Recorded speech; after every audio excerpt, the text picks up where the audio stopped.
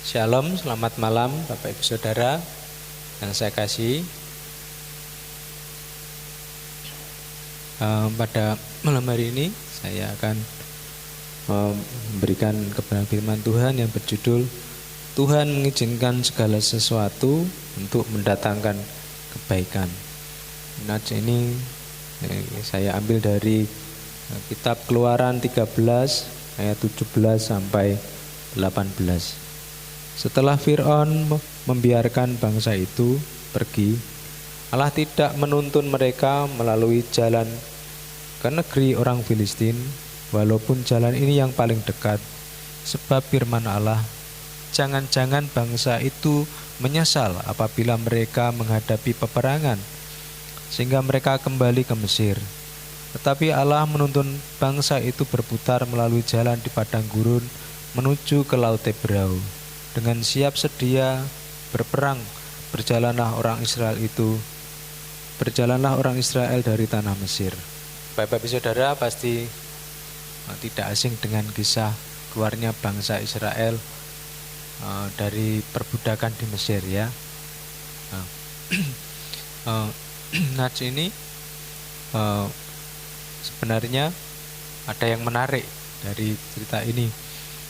Pada waktu Raja Fir'aun sudah mengizinkan orang Israel itu pergi, dan orang Israel itu berangkat, ya, 600.000 orang laki-laki, belum ditambah istri dan anak-anak. Jadi bisa kurang lebih 2 juta orang, 2 juta jiwa, ya, yang berjalan keluar dengan membawa harta benda mereka, juga ternak-ternak mereka, berjalan keluar dari tanah Mesir. Namun yang menarik di sini adalah bahwa Tuhan tidak menuntun melalui jalan yang cepat, ya, tetapi malah melalui jalan yang memutar, ya, Bapak Ibu Saudara. Jadi dalam segala sesuatu sebenarnya Allah itu turut bekerja, ya. Namun kita ini sebagai manusia itu tidak mampu untuk menyelami pikiran Tuhan dari awal sampai selesai. Kadang kita tidak mengerti kenapa malah Tuhan itu menuntun bangsa Israel itu melalui jalan yang memutar, padahal jalan yang dekat itu ada. Jadi jangan bersungut-sungut seperti bangsa Israel. Jadi karena meskipun bangsa Israel ini bangsa yang dipilih Tuhan, bangsa yang ditentukan oleh Tuhan, ya, dipilih Tuhan sendiri dengan perjanjian dengan Bapak Abraham, Ishak, dan Bapak Yakub. Bangsa ini adalah pilihan Tuhan. Dia dipilih seperti biji matanya sendiri. Namun kadang mereka tidak mengerti, ya. Mereka sering bersungut-sungut. Bangsa ini terkenal bangsa yang keras kepala, memang bangsa yang tegar tengkuk dan sebagainya. Bapak Ibu Saudara bisa membaca di kisah di dalam Alkitab. Jalan yang seharusnya bisa dilalui dengan singkat, namun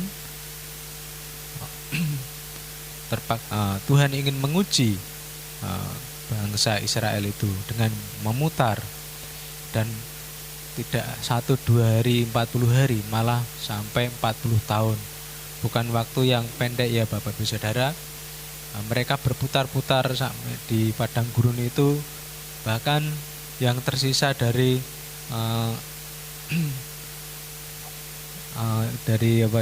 angkatannya Kaleb dan Joshua, semuanya meninggal semua di padang gurun. Dan hanya cuma 2 orang, Kaleb dan Yosua, yang boleh memasuki tanah Kanaan.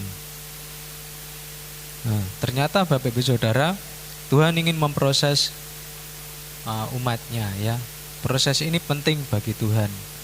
Seringkali Tuhan memproses hidup kita juga untuk menjadi seorang yang lebih kuat. Benarnya Tuhan tidak pernah merancangkan yang jahat kepada umatnya, ya Bapak Ibu Saudara. Tetapi kadang Tuhan ingin memproses kehidupan kita, membawa kita ke padang gurun yang panas, yang gersang. Supaya apa Bapak Ibu Saudara? Mungkin kalau kita tidak belajar mengerti kehendak Tuhan, kita pasti akan marah, kita jengkel, kita kecewa, kita bersungut-sungut seperti bangsa Israel. Musa, dia diproses di padang gurun ya, untuk menjadi seorang pemimpin bangsa Israel. Musa yang dikatakan dia tidak pandai berkata-kata, tidak pandai untuk memimpin ya, tetapi yang pilih saja orang lain, tetapi dia dipilih oleh Tuhan. Demikian juga Yusuf juga harus menderita untuk memelihara suatu bangsa yang besar. Nah, Bapak Ibu Saudara, kita akan belajar ada alasan yang bisa kita pelajari mengapa kadang Tuhan mengizinkan proses itu terjadi ya. Segala tulisan yang diilhamkan Allah memang bermanfaat untuk mengajar ya, untuk memperbaiki kelakuan dan untuk mendidik dalam kebenaran. Mari kita belajar beberapa hal yang bisa kita pelajari. Yang pertama itu untuk mengungkapkan karakter kita.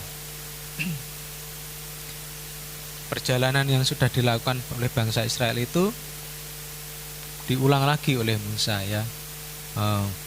Dikatakan bahwa dalam Ulangan 8 ayat 2, ingatlah kepada seluruh perjalanan yang kau lakukan atas kehendak Tuhan Allahmu di padang gurun selama 40 tahun ini, dengan maksud merendahkan hatimu dan mencobai engkau untuk mengetahui apa yang ada di dalam hatimu, yakni apakah engkau berpegang pada perintahnya atau tidak.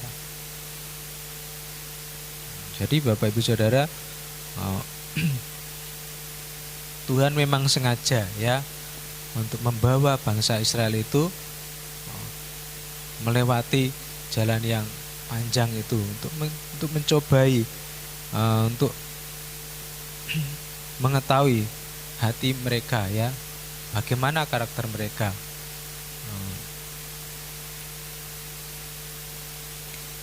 Jadi ia merendahkan hatimu, membiarkan engkau lapar dan memberi engkau makan mana yang tidak kau kenal dan yang juga tidak dikenal oleh nenek moyangmu, untuk membuat engkau mengerti bahwa manusia hidup bukan dari roti saja, tetapi manusia hidup dari segala yang diucapkan Tuhan.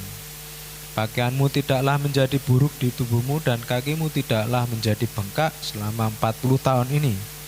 Maka haruslah engkau insaf bahwa Tuhan Allahmu mengajari engkau seperti seseorang mengajari anaknya. Oleh sebab itu haruslah engkau berpegang pada perintah Tuhan Allahmu dan hidup menurut jalan yang ditunjukkannya dan dengan takut akan Dia. Nah, jadi Bapak Ibu Saudara, memang Tuhan sengaja membiarkan mereka ya untuk mengetes hati mereka, apakah mereka taat atau tidak, berpegang pada perintah Tuhan atau tidak. Nah, dan itu teruji ya Bapak Ibu Saudara, banyak umat yang gugur ya. Dari jutaan itu hanya cuma angkatan Joshua dan angkatan yang 20 tahun ke bawah itu yang boleh berangkat ke tanah perjanjian. Tuhan menggunakan setiap keadaan yang baik maupun yang menyenangkan ataupun yang sulit untuk membentuk pribadi yang lebih kuat, sehingga kita menjadi lebih sabar, lebih taat kepada Tuhan. Dan tujuan utamanya adalah menjadi serupa dengan Kristus ya. Yang kedua, alasan mengapa seringkali Tuhan izinkan hal yang tidak enak itu terjadi, yaitu untuk memurnikan karakter kita. Ya, Bapak Ibu Saudara, mungkin Bapak Ibu Saudara pernah melihat atau bagaimana orang itu emas itu bagaimana dimurnikan ya. Emas itu mungkin didulang itu mungkin tidak berupa sebuah cincin ya langsung jadi atau sebuah kalung, tetapi itu dari butir-butiran pasir, butir-butiran kerikil-kerikil itu disaring-saring ya, terus dipilih sampai lembut, sampai nanti kelihatan kuning-kuning itu ya, terus kemudian baru dikumpulkan sedikit demi sedikit, kemudian itu untuk menjadi sebuah benda ya, dimurnikan lagi dengan mungkin dipanaskan ya, dipanaskan sehingga akan keluar kotoran-kotoran emas dalam emas itu sehingga didapatkan emas yang betul-betul murni ya. Nah, tidak mudah juga juga kalau kehidupan seseorang itu mau dipakai oleh Tuhan, dia harus diproses, dan proses itu kadang tidak mudah. Di Alkitab juga dikatakan bagaimana seseorang itu diumpamakan seperti bejana ya. Ketika tanah itu mau dibuat menjadi sebuah bentuk atau bejana, tanah itu harus diambil, diteliti, ada kerikil-kerikil itu diambil, dibuang, kadang ditimpuk-timpuk sampai benar-benar lunak ya, elastis, mudah dibentuk. Jadi kalau seseorang itu masih hidupnya, karakternya masih kaku, tidak mudah dibentuk, itu perlu diproses oleh Tuhan sehingga dia harus benar-benar murni. Emas yang murni itu lentur. Kalau kecampuran tembaga atau perak, dia menjadi lebih kuat, lebih kaku ya. Tetapi ya, Tuhan menginginkan bahwa dia ingin memurnikan ya, seperti emas, bukan seperti perak, betul-betul murni tanpa campuran, mudah dibentuk ya, ulet, murni. Di Yesaya 48 ayat 10-11 mengatakan, sesungguhnya aku telah memurnikan engkau, namun bukan seperti perak, tapi aku telah menguji engkau dalam dapur kesengsaraan. Aku akan melakukannya oleh karena aku sendiri. Sebab masakan namaku akan dinajiskan, aku tidak akan memberikan kemuliaanku pada yang lain. Bapak Ibu Saudara, di manakah Allah menempatkan kita, Saudara? Dikatakan dalam tungku penderitaan ya. Apakah hal itu menyenangkan? Tentu saja jawabannya tidak ya. Siapa yang mau berkata, wah itu prosesnya itu enak? Tidak ya, tidak menyenangkan. Tetapi apa yang terjadi dalam api ketika sedang dimurnikan, ia mengizinkan perintahan untuk menempa hidup seseorang, menempa hidup kita ya. Jadi kadang Tuhan mengizinkan kita mengalami hal yang tidak menyenangkan, hal yang tidak kita sukai, yang kadang memahitkan hidup kita. 1 Petrus 4 ayat 13 mengatakan, sebaliknya bersukacitalah sesuai dengan bagian yang kamu dapat dalam penderitaan Kristus, supaya juga boleh bergembira dan bersukacita pada waktu ia menyatakan kemuliaannya. Tetapi jika ia menderita sebagai orang Kristen, maka janganlah ia malu, melainkan hendaklah ia memuliakan Allah dalam nama Kristus itu. Saudara, kita bukan dipanggil hanya untuk mendapatkan hidup kekal ya, tapi kita juga dipanggil juga diberikan karunia juga untuk menderita bersama Tuhan ya. Mungkin sekarang kita belum ya, tetapi mungkin suatu saat nanti kita akan hidup kita akan mengalami hal yang tidak menyenangkan ya. Kita akan dihadapkan kepada mahkamah agama atau pengadilan untuk mempertanggungjawabkan iman kita. Hal yang ketiga, mengapa sesuatu hal itu diizinkan terjadi dalam hidup kita, yaitu untuk memperkuat iman dan pengalaman rohani kita. Bapak Ibu Saudara, ada yang ilustrasi bahwa kita tahu bahwa pohon-pohon yang besar dan kuat itu tumbuhnya di puncak gunung yang sudah mengalami banyak tantangan, ya. Mengalami kerasnya badai, menghadapi angin yang kencang, dia akan kuat dan bisa tumbuh besar dan menjulang, seperti pohon aras di Libanon yang di dalam Alkitab itu, ya.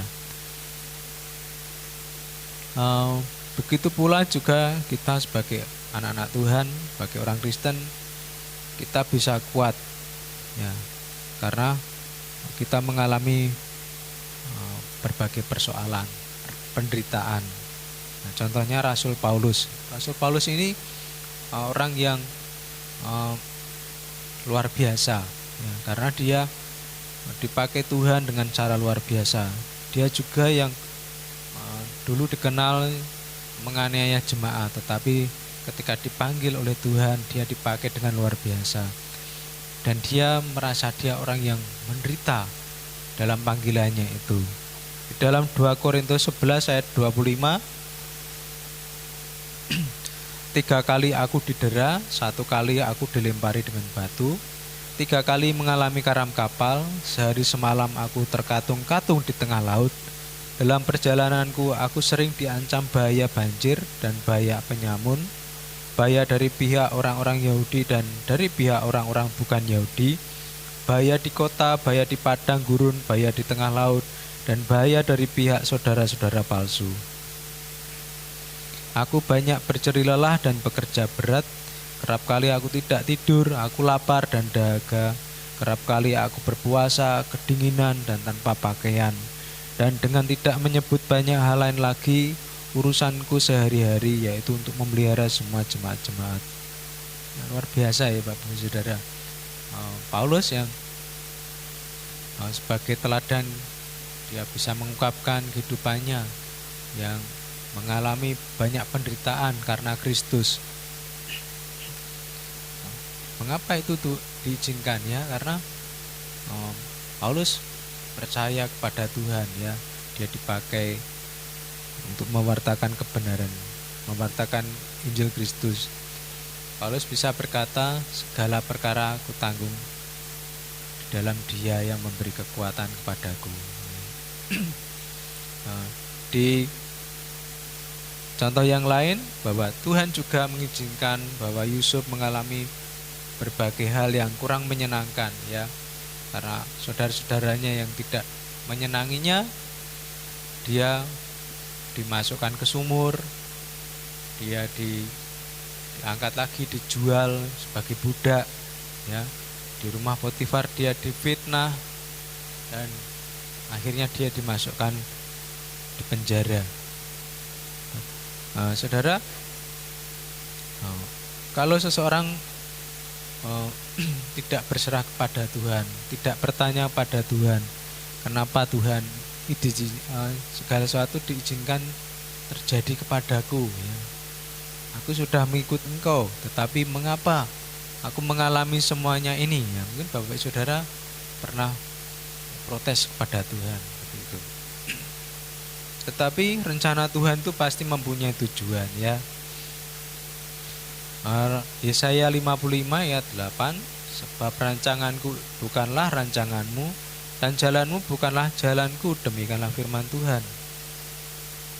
Yeremia 29 ayat 11, sebab aku ini mengetahui rancangan-rancangan apa yang ada padaku mengenai kamu, demikianlah firman Tuhan, yaitu rancangan damai sejahtera dan bukan rancangan kecelakaan, untuk memberikan kepadamu hari depan yang penuh harapan. Jadi saudara, janji Tuhan seperti itu, ya. Maka kita penting untuk mengetahui, berusaha untuk mengetahui apa yang menjadi kehendak Tuhan dalam hidup kita. Yusuf mengerti kebenaran ini, ya. Ketika dia bertemu dengan saudara-saudaranya, ya, Bapak Ibu Saudara pasti sudah tidak asing lagi juga untuk cerita tentang Yusuf. di dalam Kejadian 50 ayat 20 diceritakan bahwa memang kamu telah mereka-rekakan yang jahat terhadap aku, tetapi Allah telah mereka-rekakannya untuk kebaikan, dengan maksud melakukan seperti yang terjadi sekarang ini, yakni memelihara hidup suatu bangsa yang besar. Jadi luar biasa ya Bapak Ibu Saudara. Untuk menjadi seorang mangkubumi ya di Mesir, seorang yang penguasa kedua setelah Firaun, dia mengalami hal yang tidak menyenangkan ya. Tapi dia tahu bahwa di balik semuanya itu Tuhan pasti ada sebuah rencana yang indah dalam hidupnya. Satu lagi kisah Ayub ya Bapak Ibu Saudara pasti tahu Ayub. Ayub ini seorang yang kaya ya, dia mempunyai harta yang banyak dan berlimpah, mempunyai 7 orang laki-laki, 3 anak perempuan, mempunyai sapi, keledai, unta, dan banyak budak. Tapi saudara tahu kisahnya ya, dalam sekejap saja semua kekayaannya lenyap, anak-anaknya mati semua, dan dia mengalami sakit ya, penyakit ya, karena Tuhan mengizinkan itu terjadi dan dicobai dengan luar biasa. Sebagai manusia dia, Tuhan aku sudah, hidupku kayaknya itu sudah betul, sudah benar di hadapanmu, aku tidak pernah bersalah. Bahkan teman-temannya, sahabat-sahabatnya pun mengolok-olok dia. Bukan cuma sahabat-sahabatnya saja, bahkan istrinya sendiri juga mengutuki dia. Kutukilah Allahmu dan segera matilah, yaitu mungkin bahasanya seperti itu. Nah saudara, mengapa diizinkan itu terjadi ya Bapak Ibu Saudara? Di dalam saudara tahu akhirnya bahwa Tuhan memulihkan keadaan Ayub ya. Ketika Ayub bertemu dengan Tuhan sendiri, bahwa dia mengatakan, hanya dari kata orang saja aku mendengar tentang engkau, tetapi sekarang mataku sendiri memandang engkau. Nah, saudara, kalau penderitaan itu tidak diizinkan terjadi, Ayub juga tidak akan mengalami Tuhan ya. Karena hidupnya semuanya tercukupi semua. Tetapi Tuhan memulihkan kehidupan Ayub, kekayaannya dikembalikan, dia diberi keluarga yang baru. Nah, ini adalah suatu hal yang bisa kita pelajari ya Bapak Ibu Saudara. Kita renungkan bersama-sama. Ayat yang terakhir yaitu di Pengkhotbah 3 ayat 11, Ia membuat segala sesuatu indah pada waktunya, bahkan Ia memberikan kekekalan dalam hati mereka. Tetapi manusia tidak dapat menyelami pekerjaan yang dilakukan Allah dari awal sampai akhir. Dan Roma 8 ayat 28, kita tahu sekarang bahwa Allah turut bekerja dalam segala sesuatu untuk mendatangkan kebaikan bagi mereka yang mengasihi Dia, yaitu bagi mereka yang terpanggil sesuai dengan rencana Allah. Demikian Bapak Ibu Saudara, kita bisa belajar dari kehidupan tokoh-tokoh Alkitab ini, dari bangsa Israel, dari Musa, dari Yusuf, dari Ayub, dan masih banyak lagi. Dalam kisah itu memberikan sebuah pelajaran yang penting. Kita harus merendahkan diri kepada Tuhan, rela dibentuk sehingga hidup kita itu semakin hari semakin menjadi serupa dengan Kristus.